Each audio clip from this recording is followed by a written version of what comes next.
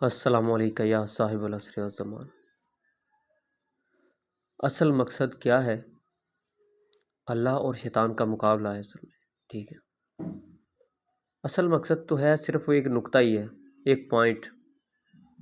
ایک نقطے، جس طرح بلے شاہ سرکار نے کہا ہے کہ ایک نقطے وچ گل مکتی ہے۔ صراط مستقیم بس ایک نقطہ، ایک پوائنٹ ہی ہے۔ جبکہ جو شیطان ہے نا، یہ آپ سمجھ رہے ہیں، یہ کوئی میں نے پینسل چیک نہیں کی، یہ واقعی ایسا جال ہے، اس کی کوئی سمجھ ہی نہیں آتی۔ یہ تو پھر بھی سمجھ آتا نا، ایک پوائنٹ ہے، نقطہ، بس ٹھیک ہے، لیکن اس کی سمجھ ہی کوئی نہیں آتی، ٹھیک ہے۔ اب دیکھیں محمد صلی اللہ علیہ وآلہ وسلم، ان کے بارے میں اتنے اختلافات، بشر ہے جی نور ہے، یہ آپس کی بحث ہو رہی ہے، ان کو چھوڑ کے بحث ادھر ہو رہی ہے، ٹھیک ہے، کہ یہ بھی ہمارے جیسے ہیں، ناپاک بھی ہوتے ہیں، بھول بھی جاتے ہیں، گناہ بھی کر لیتے ہیں، یعنی کہ بحث بحث بحث، صرف اسی معاملے میں بحث چل رہی ہے، لیکن اصل چیز کو، صراط مستقیم کو چھوڑ کے، ٹھیک ہے۔ قرآن میں اس میں ہزاروں اختلافات، مختلف قسم کی تفسیریں، ترجمے، ٹھیک ہے، اس میں بھی اختلافات،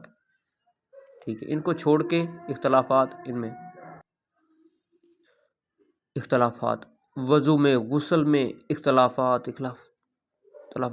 نماز میں، روزے میں، طلاق میں، جنازے میں، ہر چیز میں اختلافات، ہر چیز میں،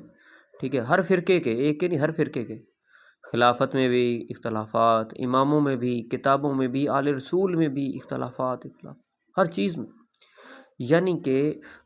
ہوتا یہ ہے کہ شیطان نے کہا تھا نا کہ اے اللہ میں صراط مستقیم پر بیٹھوں گا، اور نبی پاک نے فرمایا کہ صراط مستقیم مولا علی ہیں، ٹھیک ہے۔ ان کے بعد پھر اس وقت کے صراط مستقیم مولا حسن صلی اللہ علیہ وسلم ہیں، پھر اپنے اپنے وقت کے یہ سارے کے سارے جو ہیں یہ صراط مستقیم ہیں، اور اس وقت جو ہے وہ صراط مستقیم مولا مہدی صلی اللہ علیہ وسلم ہے، یہ ہیں۔ بجائے ان کے بارے میں غور و فکر کرنے کے، ان کی معرفت حاصل کرنے کے بجائے، آج بھی لوگ، علماء، ہر فرقہ جو ہے ان بحثوں میں، ان عبادات میں الجھا ہوا ہے، اس چکر میں الجھا ہوا ہے۔ شیطان نے بھی کیا جال بچھایا، انہوں نے آپ کو صراط مستقیم سے روکا ہے، آپ کو اس بحث میں، جی وضو کس طرح کا ہونا چاہیے، جی روزہ کس ٹائم کھولنا چاہیے، ٹھیک ہے، ٹائم تو ہے، لیکن امت اس اختلافات میں پڑ گئی ہے کہ ایک جو ہے وہ مسواک کی اتنی حد ہے، زیادہ ہو جائے شیطان بیٹھ جاتا ہے، سلوار اپنے جو ہے پاؤں سے اونچی رکھنی ہے، نیچی رکھنی ہے، سجدہ ایسے کرنا ہے، ایسے کرنا ہے، یعنی کہ اتنے اختلافات میں الجھا دیا ہے ان عبادات کے مسائل میں کہ انسان کو ٹائم ہی نہ ملے، کہ اصل طرف، حقیقت کی طرف آنے کا ٹائم ہی نہ ملے، اور یہ فراڈ کا ایک ذریعہ ہوتا ہے۔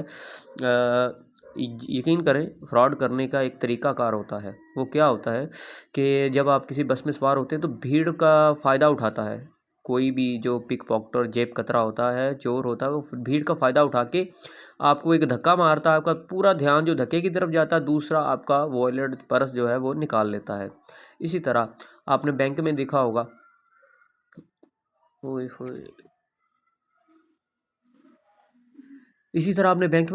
کہ انہوں نے جو ان کی، جب وہ اکاؤنٹ بناتے ہیں تو اکاؤنٹ میں اتنی ساری ڈیٹیل لکھی ہوتی ہے نا، آپ نے کبھی پڑھنے کی فرصت ہی نہیں، مطلب آپ کو ٹائم ہی نہیں ملا کبھی، آپ یقین کریں آپ نے پڑھا بھی نہیں ہوگا آج تک،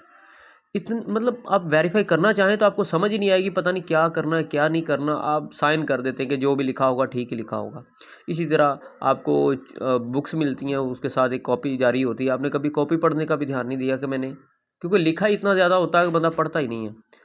ایسے ہوتا ہے، آپ جتنے بھی ڈاکومنٹس آپ اپنے دیکھیں، آپ نے ویسے ہی سائن کر دیے ہوں گے، اب اتنا سارا کون پڑھے، ٹھیک ہے۔ اسی طرح ایک طریقہ کار ہوتا ہے، اگر کسی کو الجھانا ہو نا کسی بات میں، تو اس کو ایک بات کا، چھوٹی سی بات کا اتنا لمبا چوڑا جواب دو نا، لمبا چوڑا جواب دو، اس کو پتہ ہی نہ چلے کہ میرا اصل میں اس میں جواب کون سا تھا، وہ میں نے پوچھا کیا تھا۔ تو یہی بات ہے کہ لوگوں نے، بس یہ شیطانی ایک جال ہے، اصل حقیقت سے روکنے کے لیے انہوں نے ایسا عبادات کا جال بچھایا اور اس میں اختلافات پیدا کیے کہ آپ ان عبادات کے، ایک بندہ اگر غسل کے فرائض پوچھنا شروع ہو جائے نا، وضو غسل کے، تو آپ کو شاید اس میں ہی عمر بیت جائے آپ کی، جب آپ کو سارا ٹائم گزر ہی اس میں گیا تو آپ کو اصل چیز سمجھ کیسے آئی، اور آنے بھی نہیں دینی، اس نے الجھا کے رکھ دیا آپ کو۔ تو دیکھیں، ہمارا سگا کوئی نہیں ہے، ہمارے ماں باپ کے ہمارے سکے نہیں ہیں، جی ہمارے سکے جو ہیں وہ اللہ پاک اور آل رسول صلی اللہ علیہ وسلم ہے، یہ دنیا میں ماں باپ ہیں، مر گئے تو یہی آگے کام آنے ہیں، ٹھیک ہے، یہی کام آنے ہیں۔ اگر حق کے راستے میں آپ کے ماں باپ آتے ہیں، رشتہ دار آتے ہیں، تو چھوڑ دیں ان کو، ان سے کنارہ کریں،